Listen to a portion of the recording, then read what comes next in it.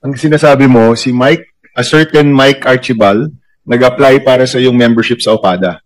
Yes po, Your Honor. Kasi ang Okada, yung record nila is my driver's license na kasama ng membership mo. Sino nagbigay ng pangalan na De Guzman? Hindi ko po alam. Baka si Mike po. Pero pagpasok mo doon, alam mong De Guzman yung gamit mo. Wala pa po. Nung pumasok po ako doon, wala po kami membership eh. So si Mike po ang nag-ayos ng membership na yan. Hindi po kami. Okay, Mr. Chairman. Inyo kung pagtsatsagaan nyo pa ito, ha? Thank you, Mr. Chairman. Ako, madami yung sana ako itatanong pa, pero I think it's very clear, crystal clear, Mr. Chairman. Siguro yung huli ko na lang po na sasabihin, Mr. Chairman, ay itong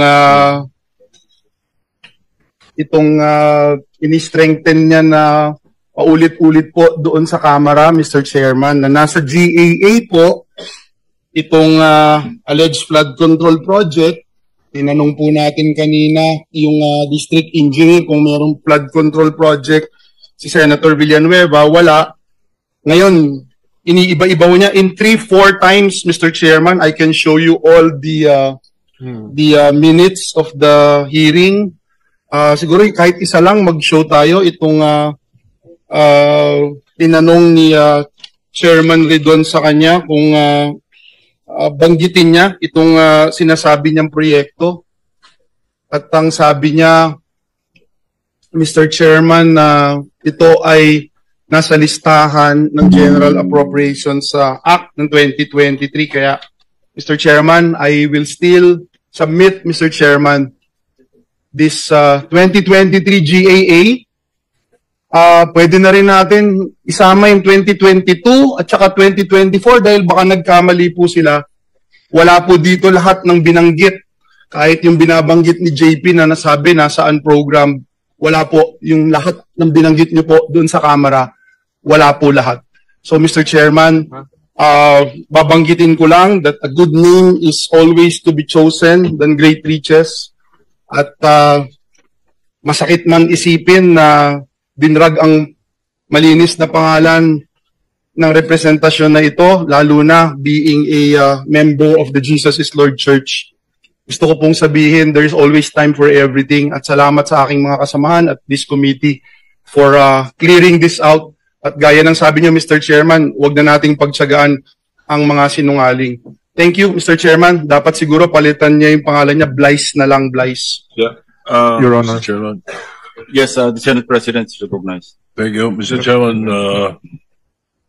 just to highlight what you said to our colleagues na wala akong mapipiga dito kay Mr. Hernandez, but for the information of Mr. Hernandez and for the public, I just received moments ago a subpoena ducis tecum for you, for your records, and your subpoena testificandum from the independent commission. You are set to testify to them. So I suggest you collect your thoughts, tell the truth, because the independent commission is a different story from in aid of legislation that we are doing here. I already received the notice, and I will write an authority for the Sergeant at Arms to bring you to the Independent Commission inquiry. Opo. Maraming salamat. Now, Mr. Chairman, another thing, if there are no questions for the Secretary of Justice, we may excuse him because we made it a point that the Secretary of Justice, through the help of our colleagues here, especially Senator Marcoleta, to find out from one of our resource persons, in this particular case, Mr. Diskaya, find out what information he can give more to the committee and to the Department of Justice. And so after that meeting of Secretary Remulla, we may excuse him if there are no questions. Mr. Chairman, I have a few questions for the Secretary. May I ask my questions to the Secretary? They're just few. Go ahead, please. Secretary Remulla, magandang hapon. Magandang hapon po. Welcome po sa Senado. Senator Bongo, kasi siya yung... Okay lang, sige, thank you. Thank you, Senator Go. Secretary Remulla, maaari po bang magbigay kayo ng update pagdating sa mga kaso na na-file na o ipa-file pa natin sa mga kasabwat dito sa napakalaking korupsyon na nangyayari sa ating bansa? Yung mga final po kasi ni Secretary Dizon went straight to the Ombudsman. So hindi po namin hawak yun. Ang ginagawa po namin ngayon, we have collated 5 cases already to the NBI. And then nag-meeting po kanina sa DOJ about the cases that we will be filing very soon on this matter. And these are the ghost projects. Yun po yung aming inuna. So, uunahin niyo po yung ghost project. Yung susunod po ninyo pagkatapos ng investigasyon ni Secretary Dizon, yung mga severely substandard. Yes, sir. The substandard will come next.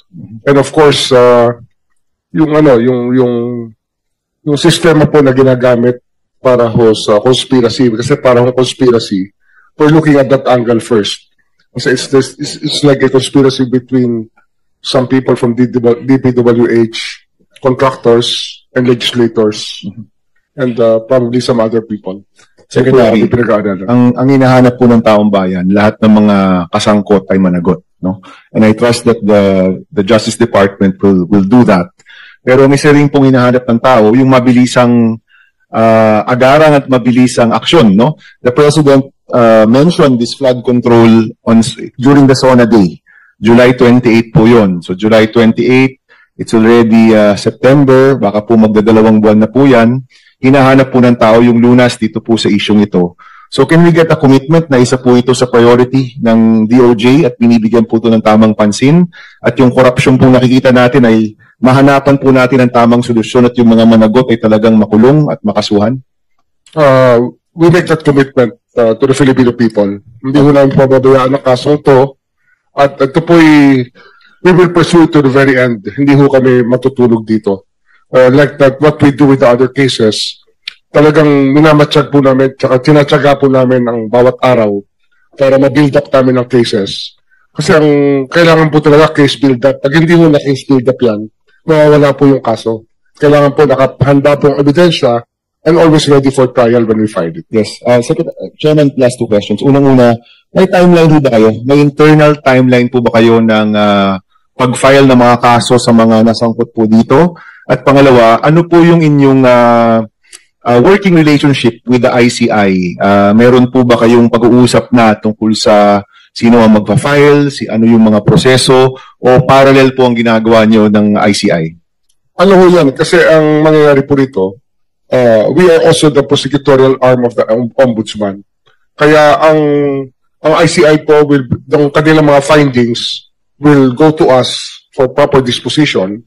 And of course, some of them will go straight to the Ombudsman.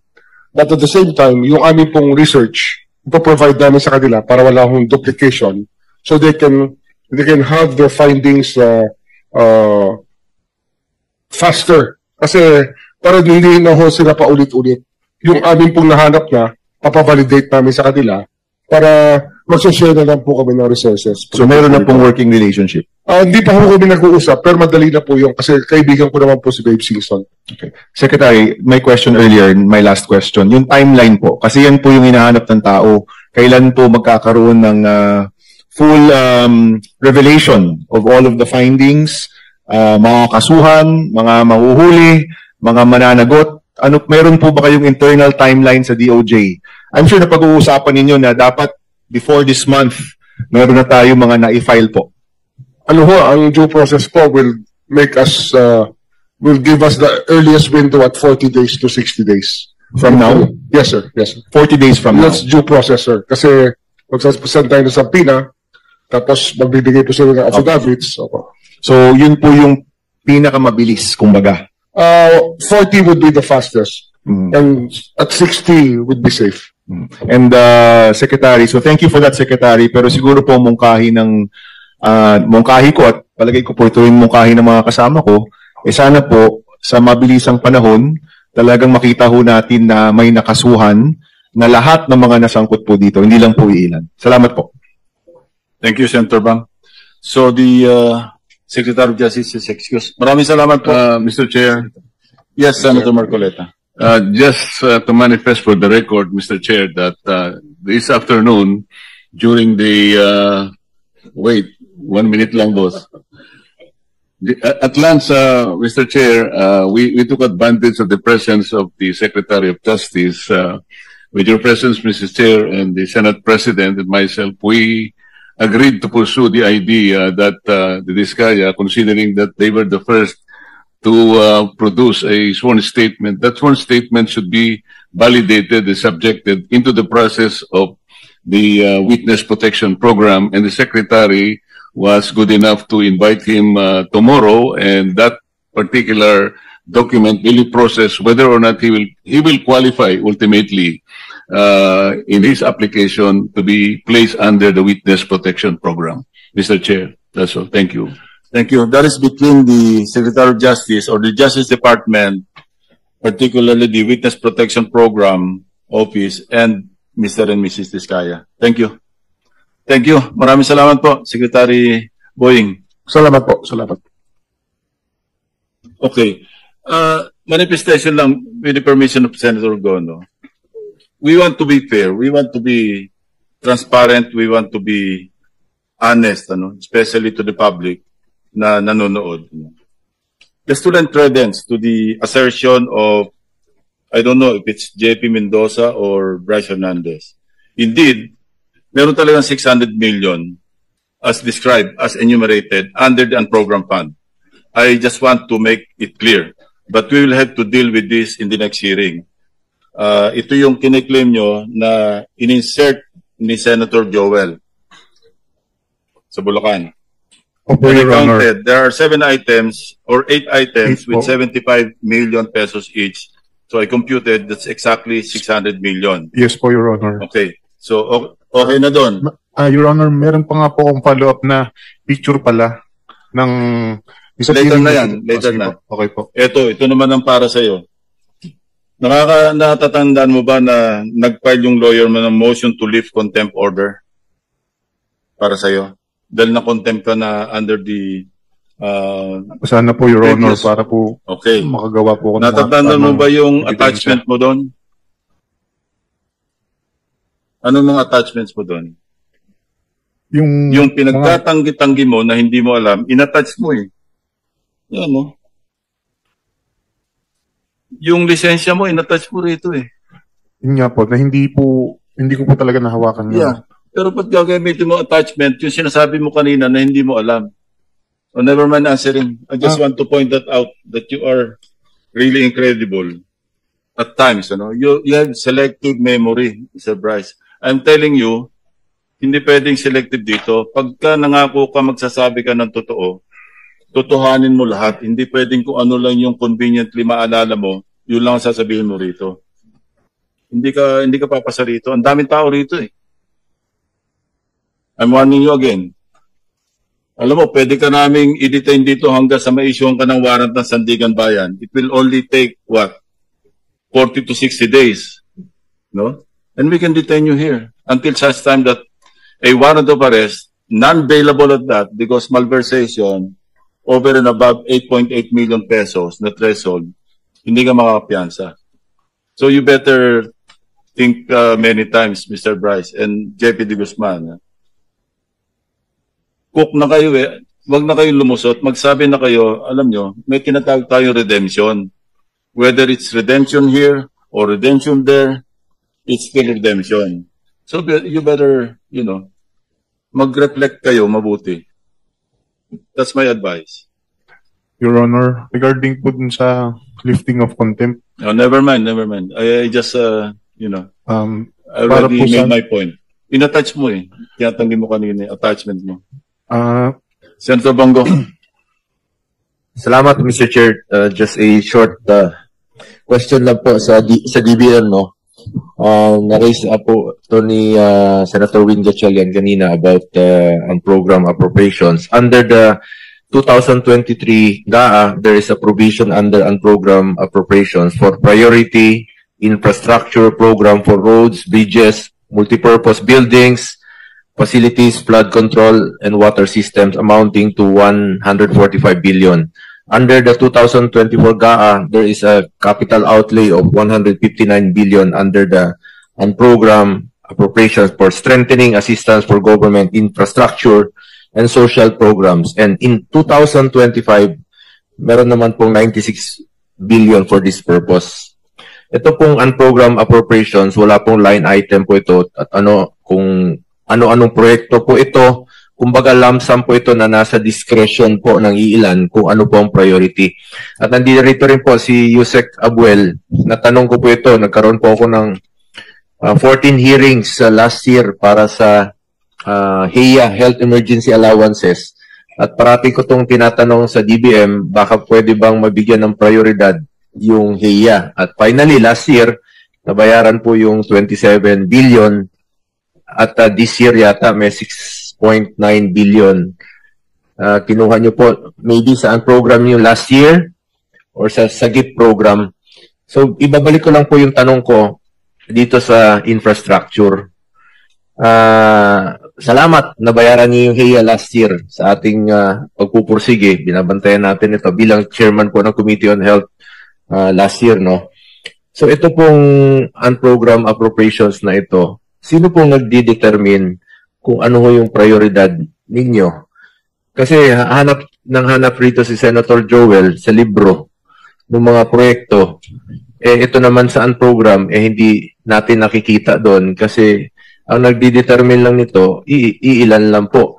Sino po nagdi-determine ng mga proyekto at saan po napupunta? Mr. Chair, under the unprogrammed appropriations, mayroon po tayong listahan how to prioritize these releases po under the unprogrammed fund. So, una po, as far as yung with the use of the excess income or revenue collection, una po ay inuna po natin ang personal benefits.